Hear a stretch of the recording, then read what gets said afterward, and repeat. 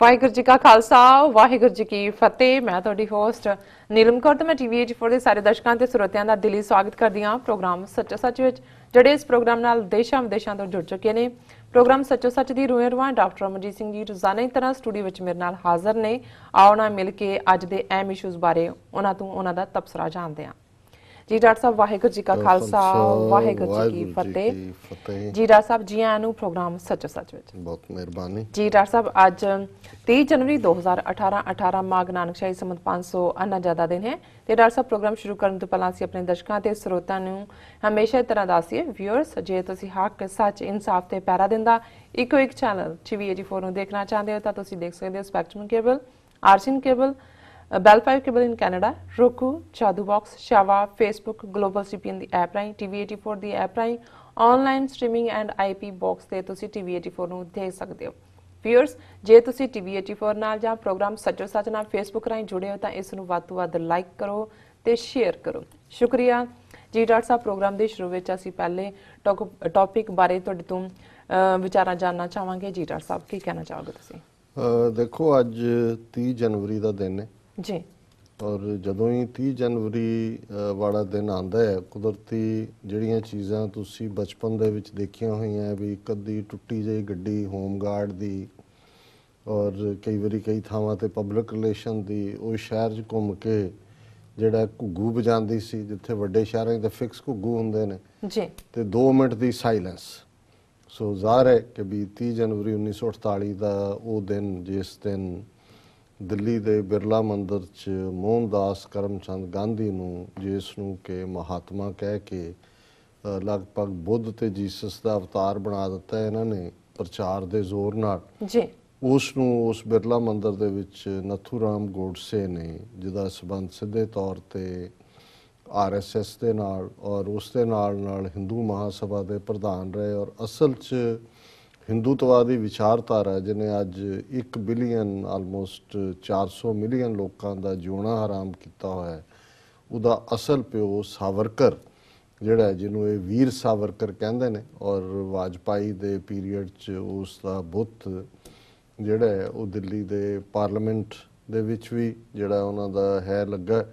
ਔਰ ਈਵਨ ਅੰਡੇਮਾਨ ਨਿਕੋਬਾਰ ਜਿਸ ਨੂੰ ਕਦੇ ਕਾਲਾ ਪਾਣੀ ਕਿਹਾ ਜਾਂਦਾ ਸੀ ਉਸ ਦੀ ਸੈਂਟਰਲ ਜੇਲ੍ਹ ਦਾ ਨਾਂ ਵੀ ਇਹਦੇ ਨਾਂ ਤੇ ਔਰ ਮੈਂ ਜੇ ਗਲਤ ਨਾ ਹੋਵਾਂ ਸ਼ਾਇਦ ਹਵਾਈ ਅੱਡੇ ਦਾ ਨਾਂ ਵੀ ਇਹਦੇ ਨਾਂ ਤੇ ਸਾਵਰਕਰ ਦੇ ਰੱਖਿਆ। ਸੋ ਅਸਲੀ ਹਿੰਦੂਤਵਾ ਦਾ ਪਿਤਾਮਾ ਸਾਵਰਕਰ ਹੈ। ਸੋ ਜ਼ਾਹਰ ਹੈ ਕਿ ਵੀ ਸਾਡਾ ਇੰਟਰਸਟ ਜਾਂ ਸਾਡੀ ਦਿਲਚਸਪੀ ਨਾ ਸਾਨੂੰ ਗਾਂਧੀਵਾਦ ਦੀ ਵਿਚਾਰਧਾਰਾ ਬਾਰੇ ਕੋਈ ਭੁਲੇਖਾ ਹੈ ਬਿਲਕੁਲ ਨਾ ਜਿਸ RSS ਦੇ ਹਾਰਡ ਹਿੰਦੂਤਵਾ ਜਾਂ ਸਾਵਰਕਰ ਦੀ ਸੋਚ ਵਾਲਿਆਂ ਨੇ ਉਸ ਦਾ ਅੰਤ ਕੀਤਾ ਉਹਨਾਂ ਬਾਰੇ ਕੋਈ ਭੁਲੇਖਾ ਹੈ। ਪਰ ਕਿਉਂਕਿ ਅੱਜ ਵੀ ਸਾਡਾ ਵਾਹ ਇਹਨਾਂ ਦੇ ਨਾਲ ਹੀ ਪੈ ਰਿਹਾ ਹੈ 70 ਸਾਲ ਪਹਿਲਾਂ ਵੀ ਜਦੋਂ ਗਾਂਧੀ ਮਾਰਿਆ ਗਿਆ ਉਦੋਂ ਵੀ ਤੇ ਜੇ ਅਸੀਂ 47 ਤੋਂ ਪਹਿਲਾਂ ਦੇ ਦੌਰ 'ਚ ਵੀ ਦੇਖੀਏ ਕਿ ਭਾਵੇਂ ਇਹਨਾਂ ਦਾ ਅੰਡਰ ਕਰੰਟ 1920 ਤੋਂ ਹੀ ਜਦੋਂ ਇਹ ਡਾਕਟਰ ਹੈਡਗਵੇਅਰ ਨੇ RSS ਦੀ ਸਥਾਪਨਾ ਕੀਤੀ ਗੋਲਵਲਕਰ ਦੀ ਵਿਚਾਰਧਾਰਾ ਜੀ ਔਰ ਉਸ ਦੌਰ ਦੇ ਵਿੱਚ ਈਵਨ ਜਦੋਂ ਅਸੀਂ ਉਸ ਤੋਂ ਵੀ ਜੇ ਬਿਯੋਂਡ ਜਾਈਏ ਤੇ ਜਦੋਂ ਇਹ ਗੱਲ ਵੱਜਦੀ ਸੀ ਕਿ ਲਾਲ ਬਾਲ ਪਾਲ ਵੀ ਇਹ ਤਿੰਨ ਜਿਹੜੇ ਨੇ ਇਹ ਮੂਵਮੈਂਟ ਨੂੰ ਲੀਡ ਕਰ ਰਹੇ ਨੇ ਸੋ ਜ਼ਾਹਰ ਹੈ ਲਾਲਾ ਲਾਜਪਤ ਰਾਏ ਆਰੀਆ ਸਮਾਜੀ ਪੰਜਾਬ ਦਾ, ਬਾਲ ਗੰਗਾਧਰ ਤਿਲਕ ਤੇ ਵਿਪਨ ਚੰਦਰ ਪਾਲ ਜਿਹੜਾ ਇਹ ਬੰਗਾਲ ਦਾ ਜੀ। ਸੋ ਇਹਨਾਂ ਦੇ ਵਿੱਚ ਵੀ ਉਹ ਬਾਲ ਗੰਗਾਧਰ ਤਿਲਕ ਹੋਏ ਜਿਹਨੂੰ ਲੋਕ ਮਾਨਿਆ ਤਿਲਕ ਵੀ ਕਹਿੰਦੇ ਨੇ ਔਰ ਜਿਸ ਨੂੰ ਜਿਹੜਾ ਹੈ ਉਹ ਗਾਂਧੀ ਵੀ ਆਪਣਾ ਗੁਰੂ ਕਹਿੰਦਾ ਰਿਹਾ ਔਰ ਜੇ ਉਸ ਤੋਂ ਵੀ ਆਉਣ ਵੀ ਜਾਈਏ ਇਸ ਹਿੰਦੂਤਵਾ ਦੀ ਪੋਲੀਟੀਕਲ ਹਿੰਦੂਤਵਾ ਦਾ ਪਿਓ ਤਾਂ ਸਾਵਰਕਰ ਹੈ ਉਹਦੇ 'ਚ ਕੋਈ ਸ਼ੱਕ ਨਹੀਂ ਹੈ ਜੀ। ਲੇਕਿਨ ਉਸ ਦੇ ਸਪਿਰਿਚੁਅਲ ਆਸਪੈਕਟ ਨੂੰ ਲੈ ਕਰਨ ਦੇ ਵਿੱਚ ਜਾਂ ਭਾਰਤ ਦੇਸ਼ ਨੂੰ ਇੱਕ ਐਂਟੀਟੀ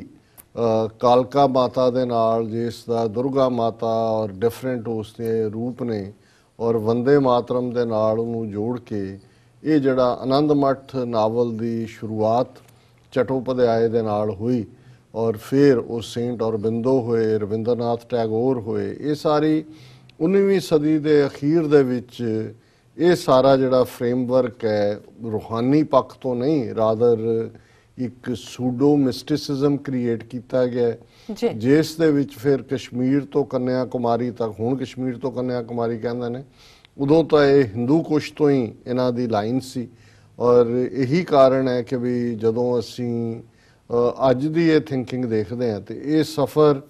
ਜਿਹੜਾ 19ਵੀਂ ਸਦੀ ਦੇ ਅਖੀਰ 'ਚ, ਕਿਉਂਕਿ ਉਦੋਂ ਤੱਕ ਪਹਿਲੀ ਵਾਰ ਹੀ ਸੀ ਇਸ ਸਾਰੇ ਖਿੱਤੇ ਦੇ ਵਿੱਚ ਅੰਗਰੇਜ਼ਾਂ ਨੇ ਇੱਕ ਐਡਮਿਨਿਸਟ੍ਰੇਟਿਵ ਯੂਨਿਟ ਬਣਾਈ। ਜੀ ਸਦੀਆਂ ਦੇ ਜਿਹੜੇ ਦਿੱਲੀ ਜਾਂ ਸਾਊਥ ਦੇ ਵਿੱਚ ਤਮਿਲਨਾਡੂ ਜਾਂ ਕੇਰਲਾ ਦਾ ਜਿਹੜੇ ਰਾਜ ਭਾਗ ਵਾਲੇ ਸੀ, ਉਸ ਪੀਰੀਅਡ 'ਚ ਕਦੇ ਵੀ ਨਾ ਇੰਡੀਆ ਦੇਸ਼ ਦਾ ਕਾਨਸੈਪਟ ਸੀ,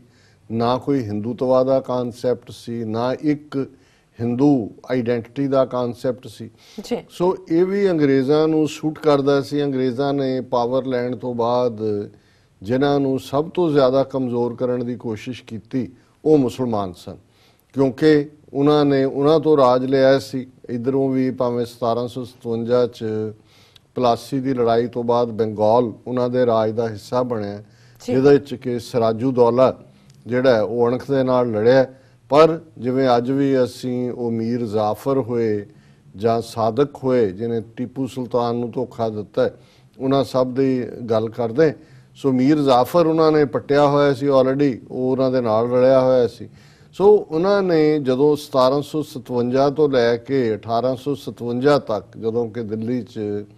ਫਾਈਨਲੀ ਬਹਾਦਰ ਸ਼ਾਹ ਜ਼ਫਰ ਨੂੰ ਉਹਨਾਂ ਨੇ ਗ੍ਰਿਫਤਾਰ ਕੀਤਾ, ਉਹਦੇ ਪੁੱਤਰਾਂ ਨੂੰ ਮਾਰਿਆ, ਭਾਵੇਂ ਉਦੋਂ ਤੱਕ ਉਹ ਬਿਲਕੁਲ ਦਿੱਲੀ ਸ਼ਹਿਰ ਤੱਕ ਹੀ ਮਹਿਦੂਦ ਹੋ, ਇੱਕ ਕਿਸਮ ਦਾ ਕੈਦੀਆਂ ਵਾਂਗ ਹੀ ਰਹਿ ਰਿਹਾ ਸੀ, ਲੇਕਿਨ ਫਿਰ ਵੀ ਸਿੰਬੋਲਿਜ਼ਮ ਦੇ ਤੌਰ ਤੇ ਜਦੋਂ ਅਸੀਂ ਮੁਗਲਿਆ ਬਾਦਸ਼ਾਹ ਦਾ ਅੰਤ ਦੇਖਦੇ ਹਾਂ ਉਹ ਬਹਾਦਰ ਸ਼ਾਹ ਜ਼ਫਰ ਦੇ ਨਾਲ ਦੇਖਦੇ। ਸੋ ਇਹਦੇ ਬਾਵਜੂਦ ਕਿਉਂਕਿ ਜਿਨ੍ਹਾਂ ਨੇ ਅੰਗਰੇਜ਼ਾਂ ਦੇ ਨਾਲ ਸਮਝੌਤਾ ਕੀਤਾ, ਜਿਨ੍ਹਾਂ ਦੇ ਵਿੱਚ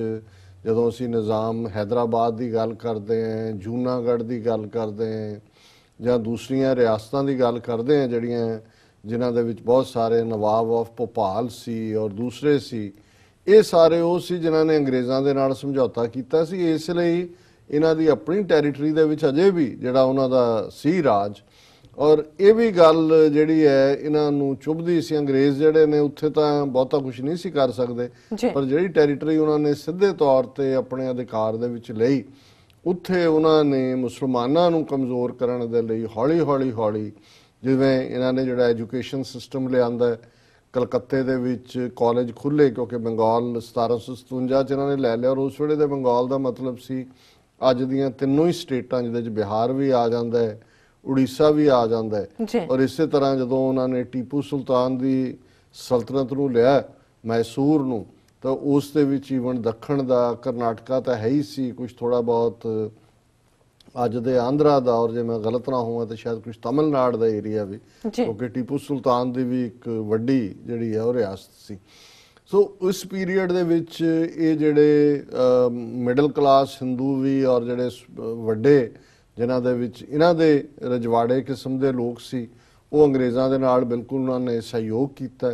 ਉਹਨਾਂ ਨੇ ਰਿਲੀਜੀਅਸ ਰਿਫਾਰਮ ਦੇ ਨਾਂ ਥੱਲੇ ਜਿਵੇਂ ਬ੍ਰਹਮੋ ਸਮਾਜ ਨਾਂ ਦੀ ਮੂਵਮੈਂਟ ਰਾਜਾ ਰਾਮ ਮੋਹਨ ਰਾਏ ਔਰ ਦੂਜਿਆਂ ਨੇ ਸ਼ੁਰੂ ਕੀਤੀ, ਉਹ ਵੀ ਅੰਗਰੇਜ਼ਾਂ ਨਾਲ ਕੋਆਪਰੇਟ ਕਰਦੇ ਸੀ। ਔਰ ਐਜੂਕੇਸ਼ਨ ਜਦੋਂ ਅੱਜ ਵੀ ਅਸੀਂ ਦੇਖਦੇ ਹਾਂ ਕਿ ਜਦੋਂ ਅਸੀਂ ਆਪਣੀ ਕੌਮੀ ਲੜਾਈ ਖਾਲਿਸਤਾਨ ਦੀ ਲੜ ਰਹੇ ਹਾਂ ਔਰ ਜਿਹੜੇ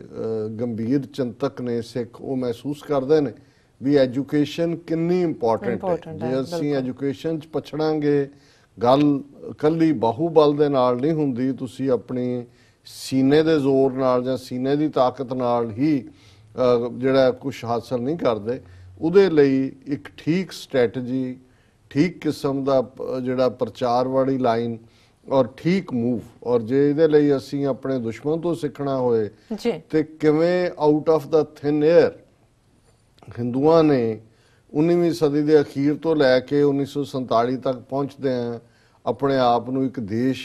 ਇੱਕ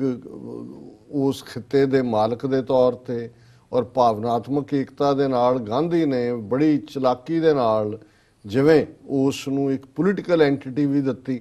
ਜਦੋਂ ਉਹਨੇ ਰਾਮ ਰਾਜ ਦੀ ਗੱਲ ਕੀਤੀ। ਸੋ ਜ਼ਾਹਰ ਹੈ ਕਿ ਜਦੋਂ ਉਹ ਸੈਕੂਲਰ ਲੋਕਾਂ ਨਾਲ ਗੱਲ ਕਰਦਾ ਸੀ, ਕਹਿੰਦਾ ਸੀ ਰਾਮ ਰਾਜ ਦਾ ਮਤਲਬ ਇਹ ਨਹੀਂ ਹੈ ਕਿ ਰਾਮ ਕੋਈ ਦਸ਼ਰਥ ਦਾ ਬੇਟਾ ਜਾਂ ਸੀਤਾ ਦਾ ਪਤੀ ਜਿਹੜਾ ਉਹ ਨਹੀਂ ਹੈ, ਇਹ ਤਾਂ ਇੱਕ ਲੋਕਾਂ 'ਚ ਹੈ ਫੋਕਲੋਰ 'ਚ ਕਿ ਇਨਸਾਫ ਦਾ ਰਾਜ। ਜੀ ਪਰ ਜਦੋਂ ਉਹ ਆਪਣੀ ਪ੍ਰਾਰਥਨਾ ਸਭਾ ਜਾਂ ਪ੍ਰੇਅਰ ਦੇ ਵਿੱਚ ਸੀ ਤੇ ਉਹਦਾ ਜਿਹੜਾ ਫੇਵਰੇਟ ਭਜਨ ਸੀ ਜਿਹੜਾ ਅੱਜ ਵੀ ਗਾਇਆ ਜਾਂਦਾ ਹੈ ਕਿ ਭਾਈ ਜਿਹੜਾ ਸੀਤਾ ਰਾਮ ਦੇ ਥੱਲੇ ਉਸ ਦੀ ਉਹ ਆਰਤੀ ਹੈ ਕਿ ਵੀ ਉਹਦਾ ਮੈਨੂੰ ਹੁਣ ਭੁੱਲ ਗਿਆ ਐਗਜ਼ੈਕਟਲੀ ਕੀ ਹੈ, ਸੀਤਾ ਰਾਜੇ ਰਾਮ, ਇਸ ਕਿਸਮ ਦਾ। ਸੋ ਉੱਥੇ ਉਹ ਬੜਾ ਕਲੀਅਰ ਸੀ ਕਿ ਵੀ ਰਾਮ ਰਾਜ ਦਾ ਰਘੁਵਰ ਰਾਜ ਜਿਹੜਾ ਉਹ ਕੀ ਹੈ। ਹੁਣ ਰਘੁਵਰ ਰਘੂ ਖਾਨਦਾਨ ਦਾ ਔਰ ਉਹ ਸਾਰੇ ਦੇ ਨਾਲ ਜੋੜ ਕੇ ਜਿਹੜਾ ਉਹ ਰਾਮ ਰਾਜ ਦਾ ਕਨਸੈਪਟ ਉਹੀ ਹਿੰਦੂਤਵਾ ਦਾ, ਜਿਸ ਨੂੰ ਬਾਅਦ 'ਚ ਕਿਉਂਕਿ ਇਹ ਲਫ਼ਜ਼ਾਂ ਦਾ ਇੱਕ ਆਪਣਾ ਜਾਦੂ ਹੁੰਦਾ ਹੈ, ਤੁਸੀਂ ਉਹੀ ਲਫ਼ਜ਼ ਫਿਰ ਚੁੱਕਦੇ ਹੋ ਔਰ ਉਸੇ ਹੀ ਨੂੰ ਹੀ ਉਹਨਾਂ ਨੇ ਕਦੇ ਵੀ ਉਸ ਖਿੱਤੇ ਦੇ ਵਿੱਚ ਜੈ ਸ਼੍ਰੀ ਰਾਮ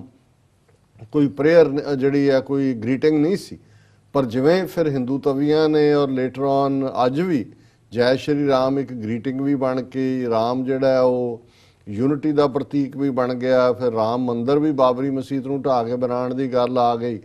ਤੇ ਗਾਂਧੀ ਨੇ ਤਾਂ ਕਲੈਵਰਲੀ ਰਾਮ ਰਾਜ ਇਸਤੇਮਾਲ ਦੋਨੋਂ ਪਾਸੇ ਦੇ ਲਈ ਕੀਤਾ ਸੀ। ਹੁਣ ਉਸ ਸਾਰੇ ਚੋਂ ਅਸੀਂ ਦੇਖਦੇ ਹਾਂ ਕਿ ਐਜੂਕੇਸ਼ਨ ਦੀ ਗੱਲ ਮੈਂ ਕਰ ਰਿਹਾ ਸੀ ਕਿ ਉਹਨਾਂ ਚੋਂ ਫਿਰ ਜਿਹੜੇ ਬਾਬੂ ਨਿਕਲੇ ਬੰਗਾਲ ਦੇ ਜਾਂ ਦੂਜੇ ਉਹ ਕਲਰਕ ਵੀ ਲੱਗੇ, ਉਹ ਐਜੂਕੇਸ਼ਨ ਦੇ ਵਿੱਚ ਵੀ ਅੱਗੇ ਆਏ ਔਰ ਹੌਲੀ ਹੌਲੀ ਹੌਲੀ ਅੰਗਰੇਜ਼ਾਂ ਨੇ ਰਿਅਲਾਈਜ਼ ਕੀਤਾ ਵੀ ਜੇ ਮੁਸਲਮਾਨਾਂ ਨੂੰ ਕਮਜ਼ੋਰ ਕਰਨਾ ਹੈ। ਅਨਫੋਰਚੂਨੇਟਲੀ ਮੁਸਲਮਾਨਾਂ 'ਚ ਅਜੇ ਰਿਜ਼ੈਂਟਮੈਂਟ ਵੀ ਸੀ ਰਾਜ ਜਾਣ ਦੀ ਕਿਸੇ ਹੱਦ ਤੱਕ ਐਜੂਕੇਸ਼ਨ ਵੱਲੋਂ ਜਾਂ ਦੂਜਾ ਉਹਨਾਂ ਦੀ ਜਿਹੜੀ ਧਾਰਮਿਕ ਲੌਬੀ ਦਾ ਵੀ ਇਨਫਲੂਐਂਸ ਸੀ। ਜੇ ਉਹਦੇ 'ਚ ਕਿਸੇ ਨੇ ਕੰਮ ਕਰਕੇ ਗੱਲ ਨੂੰ ਅੱਗੇ ਤੋਰਿਆ ਜਿਹੜਾ ਕਿ ਇਸ ਗੱਲ ਨੂੰ ਸਰ ਸੈਯਦ ਅਹਿਮਦ ਖਾਨ ਜਿਹਨੇ ਅਲਟੀਮੇਟਲੀ ਜਿਹੜਾ ਮਾਡਰਨ ਐਜੂਕੇਸ਼ਨ ਦਾ ਦਰਵਾਜ਼ਾ ਖੋਲ੍ਹਿਆ ਔਰ ਉਹਨੂੰ ਐਨਕਰੇਜ ਕੀਤਾ। ਹਾਲਾਂਕਿ ਉਸ ਵੇਲੇ ਦੇ ਜਿਹੜੇ ਕੱਟੜ ਪੰਥ ਵਾਲੇ ਸੀ ਉਹਨੂੰ ਵੀ ਨੈਗੇਟ ਕਰਦੇ ਸੀ, ਟ੍ਰੇਟਰ ਬਣਾ ਦਿੱਤਾ। ਲੇਕਿਨ ਇਹਦੇ 'ਚ ਕੋਈ ਸ਼ੱਕ ਨਹੀਂ ਹੈ ਜੇ ਇੱਧਰ ਵੀ ਅਸੀਂ ਸਿੱਖਾਂ 'ਚ ਦੇਖੀਏ, ਸਿੱਖਾਂ ਦਾ ਵੀ ਪ੍ਰਾਈਡ ਤੋਂ ਅੰਗਰੇਜ਼ਾਂ ਨੂੰ ਡਰ ਲੱਗਦਾ ਸੀ ਕਿ ਵੀ ਇਹ ਵਾਪਸ ਨਾ ਆਉਣ। ਉਹਨਾਂ ਨੇ ਉਹ ਧਾਰਮਿਕ ਤੌਰ ਤੇ ਸੁਧਾਰ ਜਾਂ ਦੂਜਿਆਂ ਤੀਜਿਆਂ ਲਈ ਉਹਨਾਂ ਕੋਲ ਉਹਨਾਂ ਨੂੰ ਬਹੁਤਾ ਨਹੀਂ ਸੀ ਫਰਕ ਪੈਂਦਾ। ਉਹਦੇ ਜਿਵੇਂ ਸਿੰਘ ਸਭਾ ਮੂਵਮੈਂਟ ਦੀ ਜਾਂ ਅਸੀਂ ਦੂਸਰਿਆਂ ਦੀ ਗੱਲ ਕਰਦੇ ਹਾਂ ਅੰਗਰੇਜ਼ ਪੱਖੀ ਸੀ। ਔਰ ਇਸੇ ਤਰ੍ਹਾਂ ਜਿਹੜਾ ਚੀਫ ਖਾਲਸਾ ਦੀਵਾਨ ਜਿਹੜਾ ਬਾਅਦ 'ਚ ਹੋਂਦ 'ਚ ਆਇਆ, ਇਹ ਬੜੇ ਬੜੇ ਰਜਵਾੜੇ ਰਈਏ ਸਰਦਾਰ ਸੁੰਦਰ ਸਿੰਘ ਮਜੀਠੀਆ ਔਰ ਇਹ ਸਾਰੇ ਜਿੰਨੇ ਖਾਨਦਾਨ ਇੱਕ ਸ਼ਾਮ ਸਿੰਘ ਅਟਾਰੀ ਵਾਲੇ ਤੈਨੂੰ ਛੱਡ ਕੇ ਇਹ ਸਾਰੇ ਜਿਹੜੇ ਨੇ ਖੁਸ਼ ਸੀ ਕਿਉਂਕਿ ਇਹਨਾਂ ਦੀਆਂ ਜ਼ਗੀਰਾਂ ਜਦਾਦਾਂ ਕਾਇਮ ਰਹੀਆਂ। ਹੁਣ ਇਸ ਬੈਕਗਰਾਊਂਡ ਦੇ ਵਿੱਚ ਗਾਂਧੀ ਨੇ ਜਦੋਂ ਅਫਰੀਕਾ ਤੋਂ ਮੁੜਿਆ 18-19 ਸਾਲ ਉੱਥੇ ਬਿਤਾ ਕੇ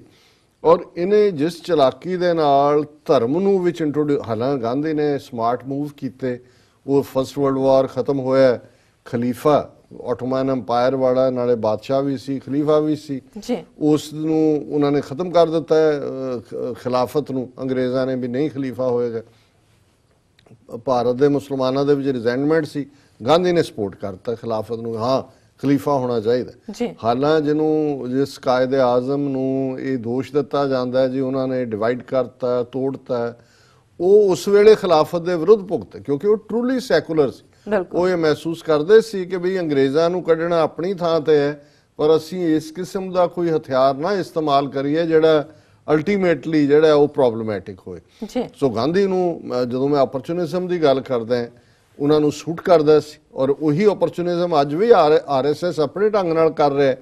ਔਰ ਉਹਦਾ ਨਤੀਜਾ ਸੀ ਕਿ ਗਾਂਧੀ ਵੜ ਗਿਆ ਵਿੱਚ, ਮੁਸਲਮਾਨਾਂ 'ਚ ਵੀ ਉਹਨੇ ਥਾਂ ਬਣਾ ਲਈ ਔਰ ਜਿਹੜਾ ਇੱਕ ਤਬਕਾ ਮੁਸਲਮਾਨਾਂ ਦਾ ਜਿਹੜਾ ਅਖੀਰ ਤੱਕ ਪਾਕਿਸਤਾਨ ਦਾ ਵੀ ਵਿਰੋਧ ਕਰਦਾ ਰਿਹਾ, ਉਹਨਾਂ 'ਚ ਬੜੇ ਚੰਗੇ ਧਾਰਮਿਕ ਲੋਕ ਸੀ, ਉਹਨਾਂ ਨੂੰ ਇਹ ਭੁਲੇਖਾ ਪਿਆ ਕਿ ਗਾਂਧੀ ਵਾਕਿਆ ਹੀ ਸੈਕੂਲਰ ਹੈ ਔਰ ਉਹਦੇ 'ਚ ਜਿਹੜਾ ਖਿਲਾਫਤ ਮੂਵਮੈਂਟ ਨੂੰ ਸਪੋਰਟ ਕਰਨਾ ਹੈ ਗਾਂਧੀ ਦਾ ਉਹ ਇੱਕ ਡਿਸੈਪਸ਼ਨ ਸੀ ਜਿਹਦੇ ਥੱਲੇ ਫਿਰ ਉਹ ਮੌਲਾਨਾ ਅਬੁਲ ਕਲਾਮ ਆਜ਼ਾਦ ਵਰਗੇ ਔਰ ਖਾਨ ਅਬਦੁਲ ਗਫਾਰ ਖਾਨ ਵਰਗੇ ਔਰ ਦੂਸਰੇ ਅਲੀ ਬ੍ਰਦਰਜ਼ ਔਰ ਇਹ ਸਾਰੇ ਜਿਹੜੇ ਨੇ ਉਸ ਵੇਲੇ ਦੇ ਔਰ ਕਿਦਵਾਈ ਰਫੀ ਅਹਿਮਦ ਕਿਦਵਾਈ ਔਰ ਦੂਜੇ ਇਹ ਸਾਰੇ ਇੱਕ ਵੱਡਾ ਤਬਕਾ ਜਿਹੜਾ ਹੈ ਉਹ ਗਾਂਧੀ ਦੇ ਝੰਡੇ ਥੱਲੇ ਰਿਹਾ ਔਰ ਉਹਨੂੰ ਉਹਨਾਂ ਨੇ ਯੂਜ਼ ਕੀਤਾ। ਹੁਣ ਅੱਜ ਜਿਹੜੇ 200 ਮਿਲੀਅਨ ਦੇ ਕਰੀਬ ਮੁਸਲਮਾਨ ਭਾਰਤ ਦੇ ਨਕਸ਼ੇ ਸਫ਼ਰ ਕਰ ਰਹੇ ਨੇ ਉਹ ਜ਼ਰੂਰ ਉਹਨਾਂ 'ਚੋਂ ਵੀ ਇੱਕ ਵੱਡਾ ਹਿੱਸਾ 47 'ਚ ਬਿਲੀਵ ਕਰਦਾ ਸੀ ਕਿ ਜੀ ਇਹ ਇੱਕ ਸੈਕੂਲਰ ਸਟੇਟ ਬਣ ਰਹੀ ਹੈ। ਸੋ ਗਾਂਧੀ ਦਾ ਵੀ ਔਰ ਇਹਦੇ 'ਚ ਦਿਲਚਸਪ ਗੱਲ ਇਹ ਹੈ ਕਿ ਜਿੱਦਣ ਗਾਂਧੀ ਮਾਰਿਆ ਗਿਆ ਅੱਜ ਦੇ ਦਿਨ ਸ਼ਾਮ ਨੂੰ 5:15 ਤੇ ਉਹ ਬਿਰਲਾ ਮੰਦਿਰ ਦੇ ਵਿੱਚ ਐਂਟਰ ਕੀਤਾ ਔਰ 2 ਮਿੰਟ 'ਚ ਉਹ ਆਪਣੇ ਟਿਕਾਣੇ ਤੱਕ ਜਦੋਂ ਤੱਕ ਪਹੁੰਚਦਾ ਹੈ ਤੇ ਨੱਥੂ ਰਾਮ ਗੋਡਸੇ ਨੇ ਉਹਨੂੰ ਜਿਹੜਾ ਗੋਲੀਆਂ ਦੇ ਨਾਲ ਮਾਰ ਦਿੱਤਾ ਔਰ ਉਹ ਜਿਹੜਾ ਉਹਦਾ ਡੈਥ ਟਾਈਮ ਹੈ 5:17 ਬਣਦਾ ਹੈ। ਜੀ ਔਰ ਇਹ ਸਾਰੇ ਚ ਜਿਹੜੀ ਪਹਿਲੀ ਟੈਲੀਗ੍ਰਾਮ ਕਾਇਦੇ ਆਜ਼ਮ ਮੁਹੰਮਦ ਅਲੀ ਜਿਨ੍ਹਾਂ ਨੇ ਭੇਜੀ ਕਿ condolences on the death of great Hindu leader MK Gandhi, ਉਹ ਕਦੇ ਮਹਾਤਮਾ ਨਹੀਂ ਸੀ ਕਹਿੰਦੇ ਉਹਨੂੰ, ਹੁਣ ਅਫਸੋਸ ਵੀ ਕੀਤਾ ਪਰ ਇਹਦੇ ਜਿਹੜਾ ਸਭ ਤੋਂ ਜ਼ਰੂਰੀ ਗੱਲ ਸਮਝਣ ਵਾਲੀ ਗ੍ਰੇਟ ਹਿੰਦੂ ਲੀਡਰ ਜੀ, ਔਰ ਇਹਦੇ 'ਚ ਕੋਈ ਸ਼ੱਕ ਨਹੀਂ ਹੈ ਕਿ ਸ਼ੰਕਰਾ ਤੋਂ ਬਾਅਦ ਜਿਸ ਸ਼ੰਕਰਾ ਨੇ ਭਾਰਤ ਚੋਂ ਬੁੱਧਿਜ਼ਮ ਦਾ ਸਫਾਇਆ ਕੀਤਾ ਔਰ ਵਾਪਸ ਜਿਹੜਾ ਹਿੰਦੂ ਧਰਮ ਹੈ ਉਹਨੂੰ ਫਰੰਟ ਪੈਡੈਸਟਲ ਤੇ ਲਿਆ ਕੇ ਖੜਾ ਕੀਤਾ ਔਰ ਸ਼ੰਕਰਾ ਦਾ ਪੀਰੀਅਡ 7ਵੀਂ 8ਵੀਂ ਸਦੀ ਦੇ ਜਿਹੜਾ ਉਸ ਪੀਰੀਅਡ ਦੇ ਵਿੱਚ ਹੈ ਜੀ। ਸੋ ਉਸ ਤੋਂ ਆਲਮੋਸਟ ਜੇ ਅਸੀਂ ਕਹੀਏ ਕਿ ਵੀ 1000 ਸਾਲ ਬਾਅਦ ਹੀ ਅਪਰੋਕਸੀਮੇਟਲੀ ਜਿਹੜਾ MK ਗਾਂਧੀ ਉਹ ਇੱਕ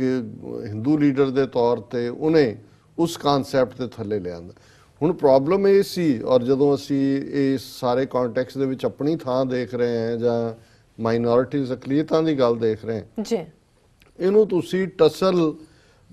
ਸੌਫਟ ਹਿੰਦੂਤਵਾ ਤੇ ਹਾਰਡ ਹਿੰਦੂਤਵਾ ਵਿੱਚ ਕਹਿ ਸਕਦੇ ਹੋ। ਗਾਂਧੀ ਡੈਥ ਕਿਸ ਦੇ ਨਾਲ ਮਾਰ ਰਿਹਾ ਸੀ, ਜਿਵੇਂ ਸਿੱਖ ਫਸ ਗਏ ਉਹਦੇ ਝਾਂਸੇ 'ਚ, ਜਿਵੇਂ ਮੈਂ ਜਿਹੜਾ ਮੁਸਲਮਾਨ ਲੀਡਰਾਂ ਦੀ ਗੱਲ ਕੀਤੀ ਹੈ ਕਿ ਵੀ ਉਹ ਗਾਂਧੀ ਨੂੰ ਖਿਲਾਫਤ ਦਾ ਉਹਨੇ ਹਿਮਾਇਤ ਕੀਤੀ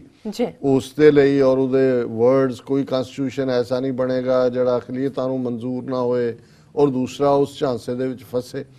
ਲੇਕਿਨ ਅਲਟੀਮੇਟਲੀ ਗਾਂਧੀ ਦੇ ਲਈ ਵੀ ਜਿਹੜਾ ਜੇ ਤੁਸੀਂ ਉਹਦੀਆਂ ਰਾਈਟਿੰਗਸ ਡਿਟੇਲਸ ਦੇਖਦੇ ਹੋ, ਭਾਵੇਂ ਕਈ ਵਾਰ ਉਹ ਕਦੇ ਆਪਣੇ ਆਪ ਨੂੰ ਬੁੱਧ ਨਾਲ ਜੋੜ ਰਿਹਾ ਹੁੰਦਾ ਹੈ, ਕਦੇ ਮਹਾਵੀਰ ਨਾਲ ਜੋੜ ਰਿਹਾ ਹੁੰਦਾ ਹੈ, ਕਦੇ ਈਸਾਈਅਤ ਦੇ ਕਨਸੈਪਟ ਨਾਲ ਗੱਲ, ਪਰ ਉਹਦੇ ਅੰਦਰ ਸ਼ੁੱਧ ਜਿਹੜਾ ਉਹਦਾ ਸਾਰਾ ਕਨਸੈਪਟ ਸੀ ਉਹ ਹਿੰਦੂਤਵਾ ਬੇਸਡ ਔਰ ਉਹਨੇ ਕਦੇ ਵੀ ਇਸ ਬਾਰੇ ਕੋਈ ਭੁਲੇਖਾ ਨਹੀਂ ਰੱਖਿਆ ਔਰ ਉਹਦੇ 'ਚ ਵੀ ਸੈਲੈਕਟਿਵ ਹਿੰਦੂਤਵਾ ਜਿਹੜਾ ਸੂਟ ਕਰਦਾ ਸੀ ਜੀ। ਜੇ ਉਹ ਆਪਣੀ ਨਾਨ ਵਾਇਲੈਂਸ ਦੀ ਗੱਲ ਕਰਦਾ ਤੇ ਬੌਧੀ ਵੀ ਬਣ ਜਾਂਦਾ, ਜੈਨੀ ਵੀ ਬਣ ਜਾਂਦਾ, ਈਸਾਈ ਵੀ ਬਣ ਜਾਂਦਾ,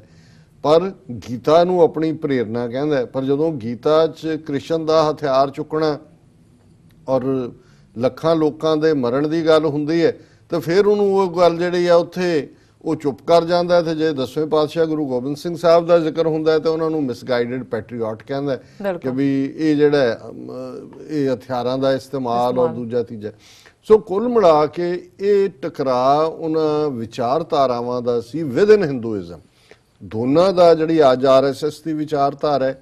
ਜਾਂ ਮਾਰਨ ਵਾਲੇ ਨਥੂਰਾਮ ਗੋਡਸੇ ਦੀ ਉਦੋਂ ਸੀ ਜਾਂ ਜਿਹੜੀ ਸਾਵਰਕਰ ਦੀ ਵਿਚਾਰਧਾਰਾ ਸੀ। ਔਰ ਮੈਂ ਇਸ ਤੋਂ ਪਹਿਲਾਂ ਕਿ ਥੋੜਾ ਜਿਹੀ ਜਿਹੜੀ ਰਿਸਰਚ ਮਟੀਰੀਅਲ ਹੈ ਕਿ ਕਿਵੇਂ ਇਹ ਸਾਰਾ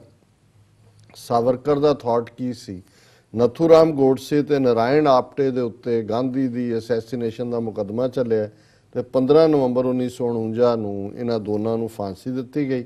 ਔਰ ਨਥੂਰਾਮ ਗੋਡਸੇ ਦਾ ਭਰਾ ਜਿਹੜਾ ਗੋਪਾਲ ਗੋਡਸੇ ਸੀ ਉਹਨੂੰ ਉਮਰ ਕੈਦ ਹੋਈ, ਉਹ ਬਾਅਦ ਚ ਰਿਲੀਜ਼ ਹੋਇਆ ਔਰ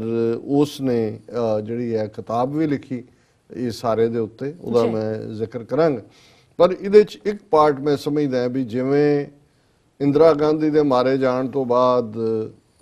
ਇੱਕਦਮ ਸਟੇਟ ਨੇ ਪੂਰਾ ਉਹਨੂੰ ਐਨਕਰੇਜ ਕਰਕੇ ਪਲਾਨ ਕਰਕੇ ਪੂਰੀ ਇੱਕ ਸਿੱਖਾਂ ਦੀ ਨਸਲ ਜਿਹੜੀ ਹੈ ਉਸ ਨੂੰ ਜੋ ਵੀ ਸਾਹਮਣੇ ਆਇਆ ਉਹਨਾਂ ਦਾ ਮਤਲਬ ਹੀ ਨਸਲ ਕੁਛ ਮਤਲਬ ਬੱਚੇ ਵੀ ਛੋਟੇ ਛੋਟੇ ਮਾਰ ਦਿੱਤੇ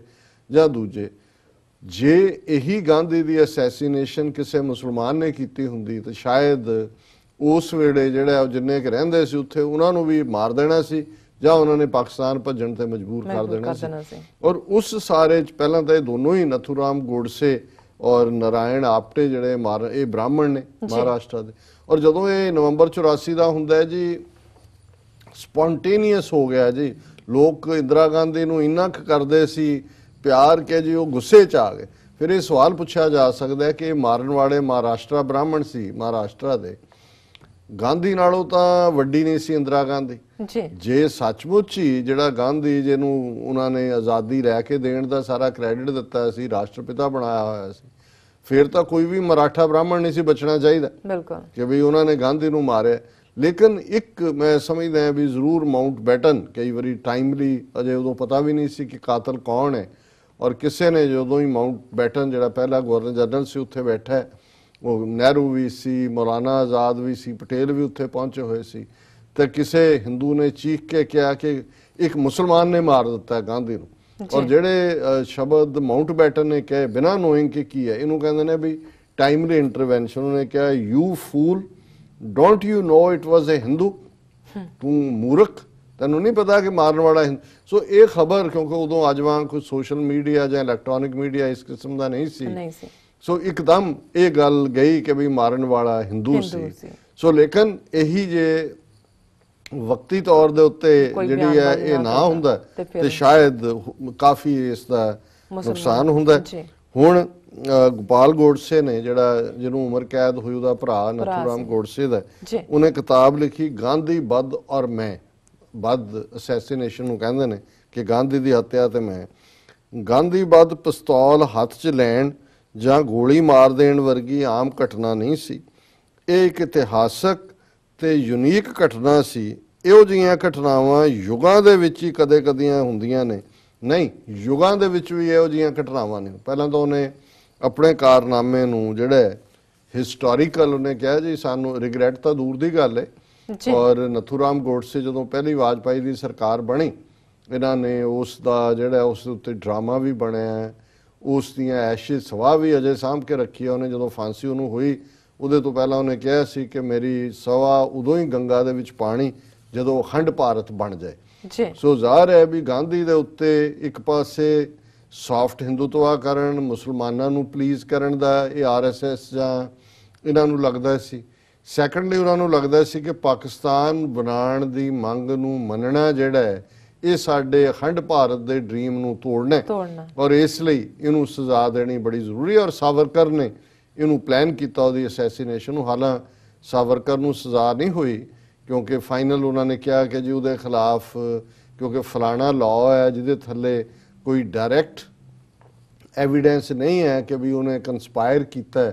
ਸੋ ਲੇਕਿਨ ਇਹਨਾਂ ਨੂੰ ਪੁੱਛਿਆ ਕਿ ਕੇਰ ਸਿੰਘ, ਜਿਹੜੇ ਜਿਹਨੂੰ ਬੇਅੰਤ ਸਿੰਘ ਸਤਵੰਤ ਸਿੰਘ ਦੇ ਨਾਲ ਦੋਸ਼ੀ ਬਣਾਇਆ, ਬੇਅੰਤ ਸਿੰਘ ਨੂੰ ਤਾਂ ਮੌਕੇ ਤੇ ਮਾਰਤਾ ਗਿਆ, ਕਿ ਵੀ ਕੇਰ ਸਿੰਘ ਨੇ ਤਾਂ ਸਿਰਫ ਆਪਣੇ ਭਤੀਜੇ ਨੂੰ ਅੰਮ੍ਰਿਤ ਛਕਣ ਦੀ ਪ੍ਰੇਰਨਾ ਦਿੱਤੀ ਸੀ, ਉਹ ਤਾਂ ਮਰਡਰ ਦੀ ਕੰਸਪੀਰੇਸੀ ਹੋ ਗਈ। ਤੇ ਸਾਵਰਕਰ ਦੇ ਖਿਲਾਫ ਜਿੰਨਾ ਭੁਗਤੀਆਂ ਗਵਾਹੀਆਂ ਵੀ, ਜ਼ਾਹਰ ਹੈ ਵੀ ਨਥੂਰਾਮ ਗੋਡਸੇ ਉਹਦਾ ਫਾਲੋਅਰ ਸੀ ਔਰ ਉਹਨੇ ਹੀ ਉਹਨੂੰ ਡਾਇਰੈਕਟ ਕੀਤਾ। ਔਰ ਦਿਲਚਸਪ ਗੱਲ ਇਹ ਹੈ ਵੀ ਉਸ ਵੇਲੇ ਪਟੇਲ ਜਿਹੜਾ ਹੋਮ ਮਿਨਿਸਟਰ ਸੀ, ਹੁਣ ਉਹੀ ਪਟੇਲ ਜਿਹਦੀ ਮੂਰਤੀ ਜਿਹੜੀ ਹੈ ਦੁਨੀਆ ਦੀ ਸਭ ਤੋਂ ਵੱਡੀ ਮੂਰਤੀ ਬਣਾ ਕੇ ਮੋਦੀ ਗੁਜਰਾਤ ਬਣਾਉਣਾ ਚਾਹੁੰਦਾ, ਭਾਰਤ ਭਰ ਚੋਂ ਲੋਹਾ ਇਕੱਠਾ ਕੀਤਾ। ਹਾਲਾਂ ਕਿਉਂਕਿ ਲੋਕਾਂ 'ਚ ਗਾਂਧੀ ਦੇ ਮਾਰੇ ਜਾਣ ਦਾ ਗੁੱਸਾ ਸੀ, ਗਾਂਧੀ ਪਪੂਲਰ ਸੀ, ਉਸ ਵੇਲੇ ਪਟੇਲ ਨੇ ਫੌਰਨ RSS ਦੇ ਉੱਤੇ ਪਾਬੰਦੀ ਵੀ ਲਾਈ, ਉਹਨੂੰ ਕਾਸਟੀਗੇਟ ਵੀ ਕੀਤਾ, ਉਹਨੂੰ ਗੋਲਵਲਕਰ ਨੂੰ ਦੂਜਾ। ਪਰ ਜ਼ਾਹਰ ਹੈ ਕਿ ਈਵਨ ਸਾਵਰਕਰ ਨੂੰ ਐਕਵਿਟ ਕਰਨ ਵਾਲਾ ਜਿਹੜਾ ਫੈਸਲਾ ਸੀ, ਉਸ ਦੀ appeal high court further court ਦੇ ਵਿੱਚ ਨਹੀਂ ਕੀਤੀ ਗਈ। ਸੋ ਜ਼ਾਹਰ ਹੈ ਵੀ ਇਹ ਇੱਕ ਲੈਵਲ ਦੇ ਉੱਤੇ ਨਹੀਂ ਹੈ, ਉਹਨਾਂ ਨੂੰ ਵੀ ਸੂਟ ਨਹੀਂ ਸੀ ਕਰਦਾ। ਔਰ ਇਹੀ ਪਟੇਲ ਹੈ ਜਿਹਨੇ ਸਭ ਤੋਂ ਪਹਿਲਾਂ ਸਰਕਾਰੀ ਖਰਚ ਤੇ ਸੋਮਨਾਥ ਮੰਦਿਰ ਬਣਾਉਣ ਦੀ ਗੱਲ ਜਿਹੜੀ ਹੈ ਉਹ ਇਮੀਡੀਏਟਲੀ ਜਦੋਂ ਉਹਨੇ ਹੈਦਰਾਬਾਦ ਟੇਕ ਓਵਰ ਕੀਤਾ ਸਤੰਬਰ 48 ਉਹਨੇ ਫੌਜ ਨੂੰ ਕਿਹਾ ਕਿ ਸੋਮਨਾਥ ਮੰਦਿਰ ਦੀ ਮੁਰੰਮਤ ਔਰ ਦੂਜਾ ਕਰੋ। ਇਹ ਉਹੀ ਪਟੇਲ ਹੈ ਜਿਹਨੇ ਸਿੱਖਾਂ ਨੂੰ ਜਰਾਇਮ ਪੇਸ਼ਾ ਐਲਾਨਣ ਵਾਲਾ ਜਿਹੜਾ ਸਰਕੂਲਰ ਹੈ ਉਹ ਨਹਿਰੂ ਔਰੇ ਤੇ ਚੰਦੂ ਲਾਲ ਤ੍ਰਿਵੇਦੀ ਨੇ। ਸੋ ਕੁੱਲ ਮਿਲਾ ਕੇ ਇੱਕ ਪਾਸੇ ਤਾਂ ਇਹ ਹਾਰਡ ਲਾਈਨਰ ਜਿਹੜੇ RSS ਦੇ ਝੰਡੇ ਥੱਲੇ ਸੀ ਉਹ ਤਾਂ ਹੈ ਹੀ ਸੀ ਉਹਦੇ ਲਈ ਜ਼ਿੰਮੇਵਾਰ ਜੀ, ਪਰ ਨਾਲ ਦੀ ਨਾਲ ਵਿਦਨ ਕਾਂਗਰਸ ਵੀ ਜਿਹੜੀ ਪਟੇਲ ਦੇ ਫਾਰਮ ਦੇ ਵਿੱਚ ਲੌਬੀ ਬੈਠੀ ਸੀ, ਪਟੇਲ ਹੋਮ ਮਿਨਿਸਟਰ ਸੀ। ਹੁਣ ਜੇ ਆਲਰੇਡੀ ਥ੍ਰੈਟਸ ਮਿਲ ਰਹੀਆਂ, ਇੱਕ ਅਟੈਂਪਟ ਗਾਂਧੀ ਦੇ ਉੱਤੇ ਪਹਿਲਾਂ ਵੀ ਹੋਇਆ ਤੇ ਉਹਨੂੰ ਸਿਕਿਉਰਿਟੀ ਕੋਈ ਨਾ ਦੇਣਾ ਜਾਂ ਉਹਨਾਂ ਨੂੰ ਕਹਿੰਦੇ ਜੋ ਮੰਨਦੇ ਨਹੀਂ ਸੀ, ਤੁਸੀਂ ਬਾਕੀਆਂ ਨੂੰ ਮੰਨਣ ਜਾਂ ਨਾ ਮੰਨਣ ਨਾਲ ਤਾਂ ਗੱਲ ਨਹੀਂ ਹੁੰਦੀ।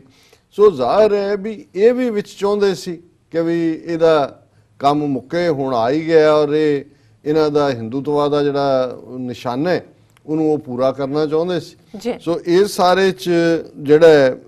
ਇੱਕ ਅੱਛਾ ਆਰਟੀਕਲ ਸੀ ਕਿ ਇਹ ਟਕਰਾਅ ਸੀ ਜਿਹੜਾ ਦੋ ਵਿਚਾਰਧਾਰਾਵਾਂ ਦੇ ਵਿੱਚ। ਔਰ ਜਿਹੜਾ ਸਾਵਰਕਰ ਨੇ ਆਪਣੀ ਕਿਤਾਬ ਲਿਖੀ ਹੈ ਹਿੰਦੂਤਵਾ ਨਾਮਕ ਗ੍ਰੰਥ, ਉਹਦਾ ਨਾਂ ਜਿਹੜਾ ਹੈ ਉਹ ਹਿੰਦੂਤਵਾ ਹੀ ਹੈ। ਔਰ ਦਿਲਚਸਪ ਗੱਲ ਇਹ ਹੈ ਵੀ ਅੰਗਰੇਜ਼ਾਂ ਨੂੰ ਵੀ ਇਹ ਸੂਟ ਕਰਦਾ ਸੀ। ਔਰ RSS ਦੀ ਓਵਰਆਲ ਕੋਈ ਕੰਟਰੀਬਿਊਸ਼ਨ ਨਹੀਂ ਹੈ ਅੰਗਰੇਜ਼ਾਂ ਦੇ ਖਿਲਾਫ ਸੰਘਰਸ਼ ਦੇ ਵਿੱਚ, ਜਾਂ ਜੇ ਕਹੋ ਵੀ ਦੇਸ਼ ਆਜ਼ਾਦ ਕਰਾਉਣ ਲਈ। ਇਸ ਦੇ ਉਲਟ ਸਾਵਰਕਰ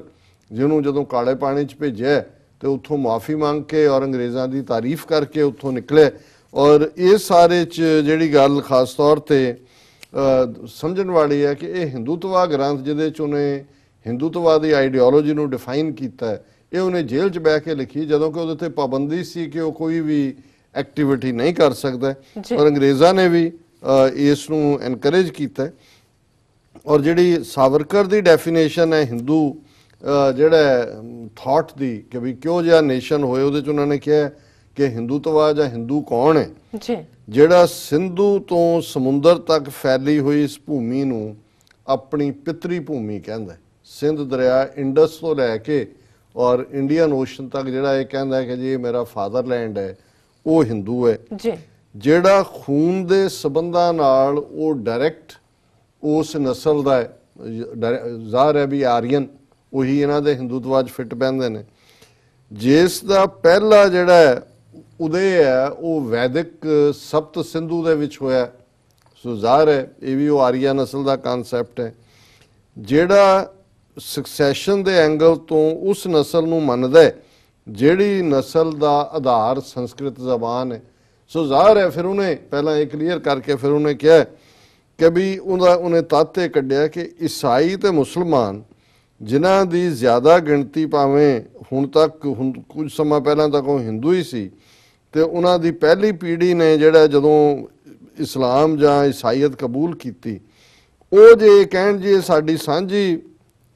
ਪਿਤਰੀ ਭੂਮੀ ਹੈ ਤੇ ਸਾਡਾ ਸ਼ੁੱਧ ਹਿੰਦੂ ਖੂਨ ਹੈ ਜਾਂ ਅਸੀਂ ਹਿੰਦੂ ਮੂਲ ਦੇ ਹਾਂ, ਇਹਨੂੰ ਅਸੀਂ ਮਾਨਤਾ ਨਹੀਂ ਦੇ ਸਕਦੇ, ਕਿਉਂਕਿ ਉਹਨਾਂ ਨੇ ਨਵਾਂ ਪੰਥ ਜਦੋਂ ਅਪਣਾ ਲਿਆ ਤੇ ਫਿਰ ਉਹ ਹਿੰਦੂ ਸੰਸਕ੍ਰਿਤੀ ਦੇ ਹੋਣ ਦਾ ਦਾਵਾ ਜਿਹੜਾ ਹੈ ਉਹ ਹਾਰ ਚੁੱਕੇ। ਸੋ ਜ਼ਾਹਰ ਹੈ ਕਿ ਇਸ ਦੀ ਵਿਚਾਰਧਾਰਾ ਬੜੀ ਸਪਸ਼ਟਤਾ ਦੇ ਨਾਲ ਜਦੋਂ ਅੱਜ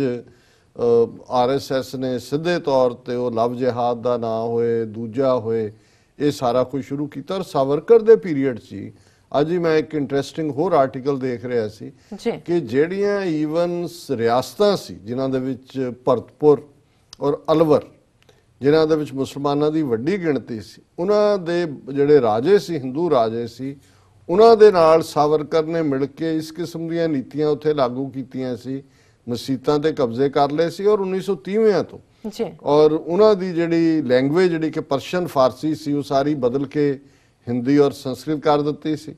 ਉਰਦੂ ਪੜ੍ਹਨ ਦੇ ਉੱਤੇ ਪਾਬੰਦੀ ਲਾ ਦਿੱਤੀ ਸੀ। ਸੋ ਇਹ ਜਿਹੜਾ ਕੰਮ ਇਹਨਾਂ ਨੇ ਅੱਜ ਪੋਲੀਟੀਕਲ ਪਾਵਰ ਹਥਿਆ ਕੇ ਕੀਤਾ ਔਰ 70 ਸਾਲਾਂ 'ਚ